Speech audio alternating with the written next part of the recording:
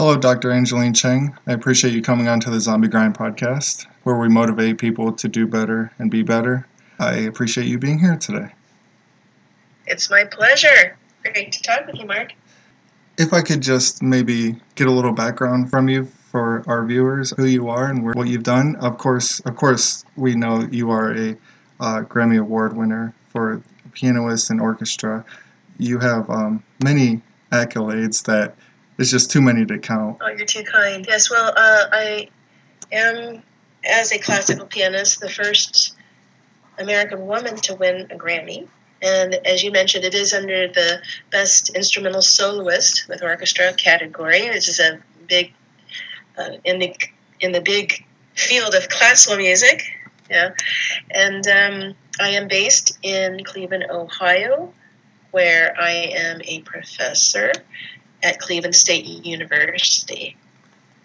There, I coordinate the keyboard area in the School of Music.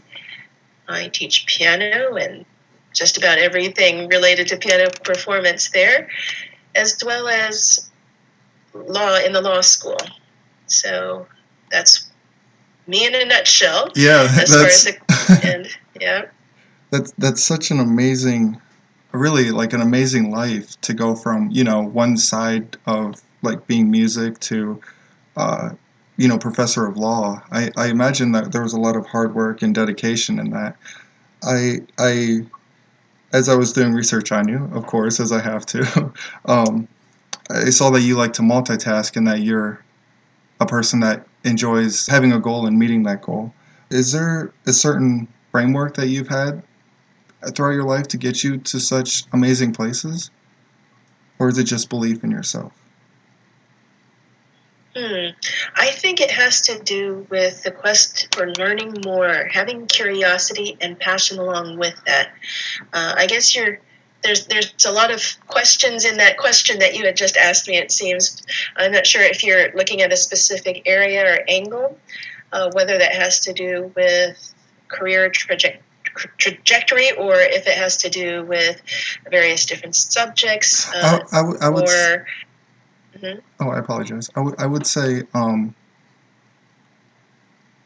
trajectory of things because it's easy to get somewhere, but it's a little bit harder to continue to achieve on that in a way that you've done amazing things, and it's almost hard to figure out where you get the time. It's very kind of you. So one goes in depth on a subject, and I think that really relates back to this area of passion. So for me, a lot of times interests go along with that. So meaning that I have an interest, let's say if it's music, for example. Okay. Well, along with music, it's not just one composer or one piece. There might be various different aspects.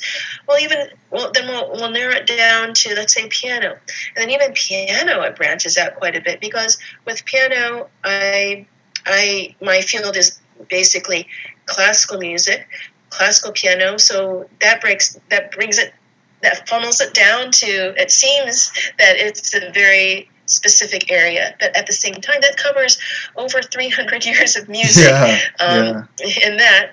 But it's not just the repertoire or the specific composers or compositions that I'm interested in, but when we talk about the piano, it relates to the instrument, how that functions, how the biomechanics of a person needs to be in order to play the instrument efficiently, or as efficiently as possible. Right. That's one of the aspects I'm very interested in as well, which I believe doesn't get enough research or talked about or application, because I've seen so many, let's say, conservatory or serious students go from the beginning stages, early stages, and piano a lot of folks start when they're very young, let's say before they're even ready to go into higher education, and they almost have to already have at least 10 years, usually have 10 years behind, at least 10 years of training before they even get to the level where they're really training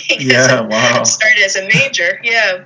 So then during that process, when I was in my own years, in schooling, I had noticed that there are a lot of amazing talents to the right and left of me that got injured. During my time, I went to some top music schools around the world, and I would see, along the halls, practice rooms, whatnot, some people have bandages around their fingers, or sometimes even slings, to hold their arms because they were in a brace or whatever it might be, because they were in pain, and they oftentimes would think that it would be a badge of honor to, I practiced so hard that my fingers are bleeding. It's like, whoa. But later on, I also noticed when I went further in higher education, graduate school, and a lot of folks that I knew, it was so surprising to me that they were doing so well. And then, let's say after they had their master's or doing their doctorates, they changed majors. Oh, wow. They changed majors to a totally different subject. And it's like, what is going on? Why? Well, was it because they didn't have passion? No, I wouldn't say that. Or is it because they didn't like music anymore? No, I don't think so. But it had to do with not being able to play they wanted to play. And so since then, it's been very much a mission of mine to find out what can actually help prevent that, so one can really express the music that's in one's soul and deep in one's heart, to be able to play, just play the piano, right? So so it's kind of sad, because I knew it's more than one person, several. So along with performance, I knew that I would become an educator, and so that's why, for me, if there was anything that I could do, I was going to go look at this area as much as possible, to not only to help mitigate and cure, but prevent this from happening. And so I'm very happy and very proud to say that that's one of my specialties, to be able to help folks who have had professional performance-related injuries overcome those injuries, and also to help those who have physical limitations, let's say technical limitations, to be able to go beyond that and really play what they want to play with as much ease and freedom from pain, fatigue, and injury. And being authentic in what they're doing and enjoying it. Yeah. That's right. Exactly. I mean, that's how I was in school. I didn't so much enjoy what I was learning, but I gotta say, once I got out of school, I had such a thirst for knowledge. It's still unstoppable. I'm still for a thirst for knowledge. I feel like you should always search for knowledge, and not just knowledge, but you should apply it with action, because you can think all day and you can read all day, but it's until you implement the action that something starts to happen. With how you were saying that you were helping them to be their best, and you would see them with their injuries, and you had an interest in learning how to make them better, so maybe they wouldn't get those injuries. Does this come from a love of people, or like the psychology side of it, or is it all together? Because I saw that I saw that you're a fan, as well as I am, of Anthony Robbins, and he is somebody else that is also, I guess, a peak performance teacher or coach in a way, and his studies, for me personally, have changed my life forever. And is that something you're tapping into when you're helping the kids? Is it more a psychological thing, or is it more a physical of them understanding notes and things like that? Right. So I have a tendency to go really quite holistically. So it's not just mental, it's not just physical and spiritual. So mind, body, and spirit, essentially. I love that. So the whole person, the whole person. So sometimes it is something psychologically that gets in the way, some sort of motivational aspect that might be stopping one. Usually it's some sort of avoidance that happens for some reason, a fear of something perhaps that gets in the way. But even beyond that, it's like, even if you don't have fears or don't have those type of impediments that are getting in the way of, let's say, producing or pursuing music. Right. Sometimes it's the physical element, the actual coordination that gets in the way and affects perhaps one's outlook of what one can do. And sometimes people think, oh well, you have to have talent to be able to achieve blah blah blah. So, well, in, let's say, the industry, a lot of times we say that it's 90% work and only 10% talent. Yeah, so I it's was gonna mostly say the work. And you can have all the talent in the world, but as you had mentioned, Mark, if you don't implement it, if you don't go forth, then what use is that talent? Let's say you do have 90% talent, it's amazing, but you don't even do 10% of the work, then it's almost as if you didn't have that so-called advantage, if that were to be an advantage. But then again, if you just work hard, but you don't actually tap into what's part of you, that, say, your essence or the authenticity as well, then I don't think that you're also creating that music. And that's what I mean about the spiritual aspect, what's inside, what's authentic, what's from within, something that's resonating and speaking. Why, the whole reason why one is making music. There's this connection. When I would say almost anybody that hears music, one feels something. Oh, absolutely. Something.